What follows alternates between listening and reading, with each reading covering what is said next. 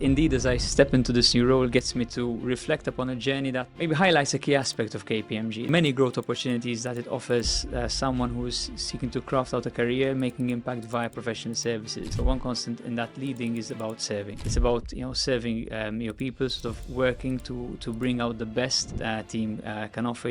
Seeking the different skills and and achieving those aspirations which we crafted collectively. That energy is probably a product of can-do beliefs that were shared by maybe family and friends in my formative years, that were sustained also amongst leaders, colleagues and mentors that I collaborated with in my later years. And I guess it's infused in me that excitement, always look for what's good, what opportunities could exist, what could be great if we do something about it. And when you focus on what's in one's control, never wasting a second ruminating on things that you cannot change, and really curious what could be done, I guess that is what gives me that kick.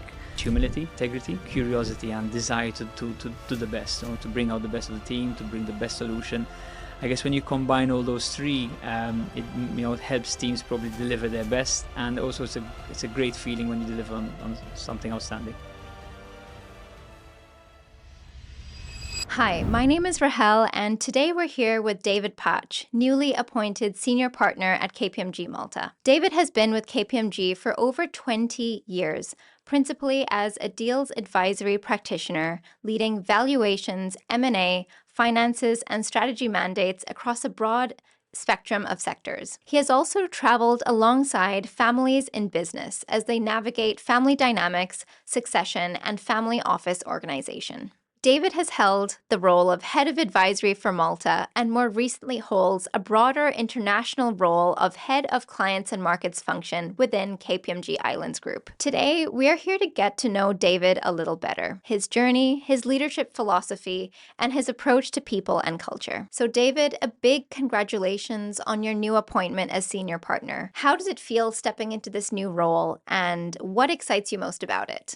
So firstly, thank you, Rahel, for your time invested in this discussion together. And indeed, as I step into this new role, it gets me to reflect upon a journey that maybe highlights a key aspect of KPMG. That is the many growth opportunities that it offers someone who is seeking to craft out a career, making impact via professional services. And I still remember my interview where individuals supported me in maybe identifying which role could possibly play to my strengths. Then there were the hundreds of engagements working alongside extremely talented individuals, pushing you to become your best. And there were also the various client interactions, working and understanding the different client organizations and also building great relationships. So I guess what excites me is now serving this organization that has provided a lot to me, and I want to make sure that we provide the same great opportunities to our team and our talent coming up, and also give that excellent service that I guess clients expect from an organization like KPMG. So it's clear that you've had such rich experiences over such a long tenure, even recalling your first interview. So over the years, how has your leadership style evolved over time, and what are some of the core principles that guide how you lead your teams and clients? So I've had I've had the privilege of observing many leaders in action, be them operating within the organization, within KPMG, but also at the clients we served. And I've also been gifted some great development opportunities on the leadership front, where you pause, reflect, and sort of work on your leadership style. And I guess all those reflections lead to one constant for sure, amongst a lot of other ingredients, but one constant in that leading is about serving. It's about serving your people, sort of working to bring out the best that team can offer. Seeking the different skills and and achieving those aspirations which we crafted collectively. So when you look at leading people, it's about asking what are her strengths, what color and what aspirations she can bring, and how can that impact and help deliver on our collective ambition. Also in doing that, in delivering on her own aspirations. Wow. And I know that with leadership comes having to navigate challenging situations with your teams.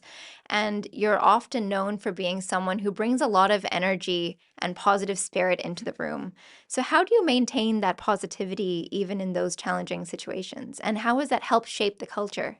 So I guess that energy is probably a product of can-do beliefs that were shared by maybe family and friends in my formative years, that were sustained also amongst leaders, colleagues, and mentors that I collaborated with in my later years. And I guess it's infusing me that excitement to also always look for what's good, what opportunities could exist, what could be great if we do something about it. And when you focus on what's in one's control, never wasting a second ruminating on things that you cannot change, and really curious what could be done. I guess that is what gives me that kick. Now whether this energies may always be, whether going with positive energy is always well met. I ask my kids when I go to wake up in the morning, maybe they don't fully share the positivity around that moment, for sure. You mentioned mentors being one of those elements that have shaped your leadership style. So I know one of your mentors was a former senior partner. So what was one of the biggest and most valuable life lessons that he taught you that still guide you today with your clients and your teams? Okay, I'm gonna have to ask to actually mention three ingredients which I believe form a formidable combination when pulled together, and that I really believe was a takeaway from this mentor. And the three are the following. Firstly, it's humility.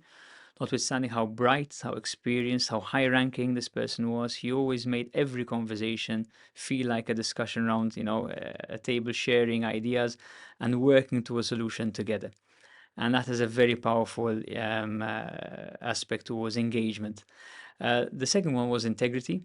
It was, unquestionable. It was always, the right thing to do, notwithstanding any, personal impact. And I think that gave strong backbone and gave a very strong clarity as to, that's the right thing to do. And I believe finally was that insatiable curiosity and desire to do the best, to bring out the best of the team, to bring the best solution. I guess when you combine all those three, it helps teams probably deliver their best, and also it's a great feeling when you deliver on something outstanding. Wow, I think some of those things resonate with a lot of us, I think, particularly on the point of humility. We find it often quite difficult to do, especially in professional environments. And I know that one of kind of the approaches that really you're known for is your approach to listen, understand, reflect, and action. So how can you give an example of how you've used that approach to turn a challenge into an opportunity?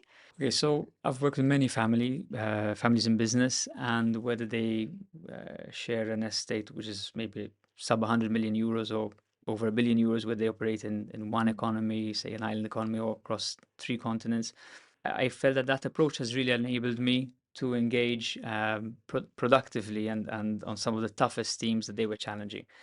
Um, Particularly getting them maybe to overcome or to tackle an aspect that might have been a taboo and might have been long, shrouded in silence, that awkward silence. Because when you actually, listen, when you seek to understand, when you reflect, and then you respectfully maybe challenge and the family to take up the team, to because maybe it's not as difficult a topic to discuss, and actually it was probably a topic which many would have loved to get off their chest.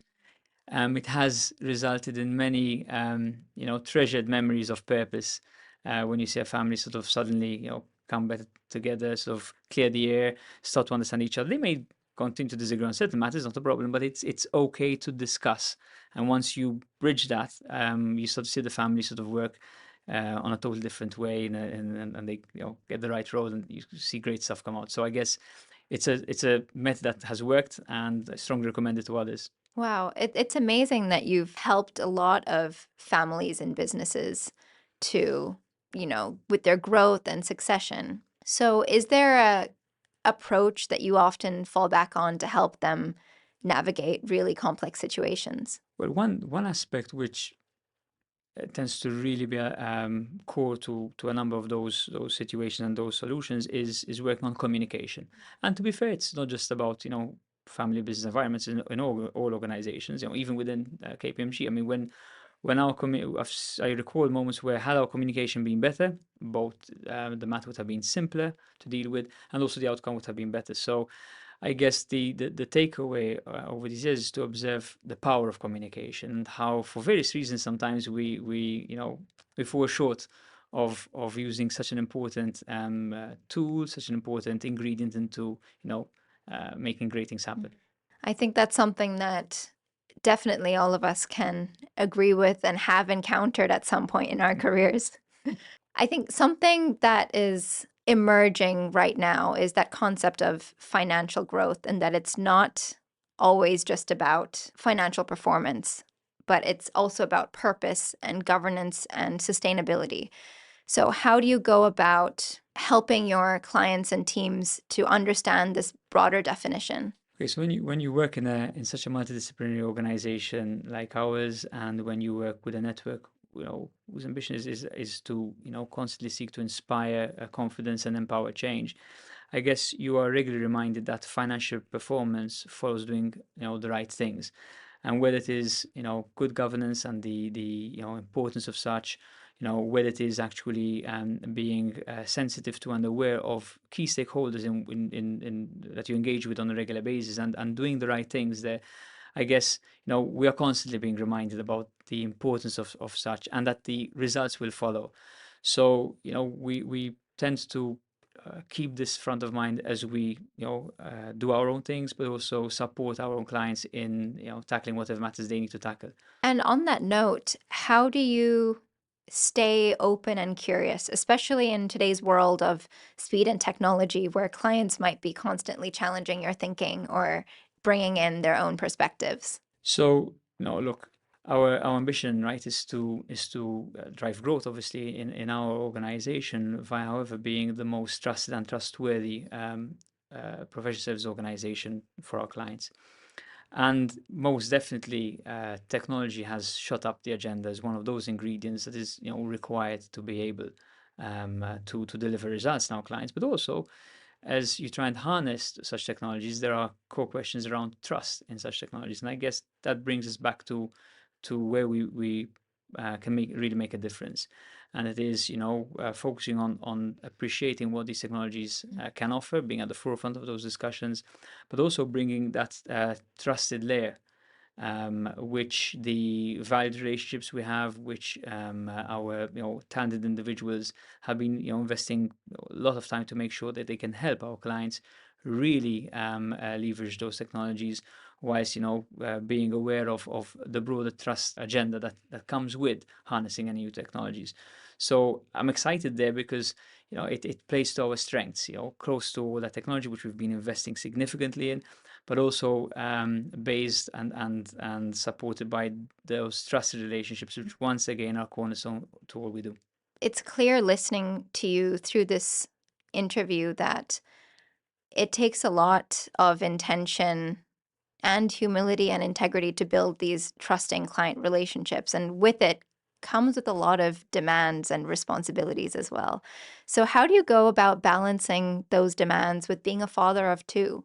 And how do you kind of really get what matters to you out of it? So quite some time ago now, during one of those intense periods of lots going on, I still remember my wife drawing attention to the fact, and telling me, listen, make sure you're making memories that matter.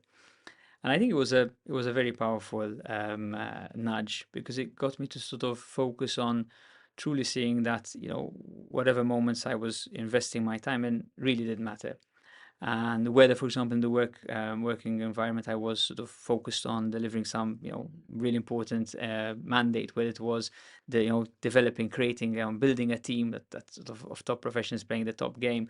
It was always seeing the bigger picture of what I wish to look back on and see that I've delivered, I've achieved, and it also, in a similar vein, carries on into other areas. So, whether I am spending time bringing out the character of my child, or just enjoying a first type of holiday, maybe as an activity we haven't done before together as a group.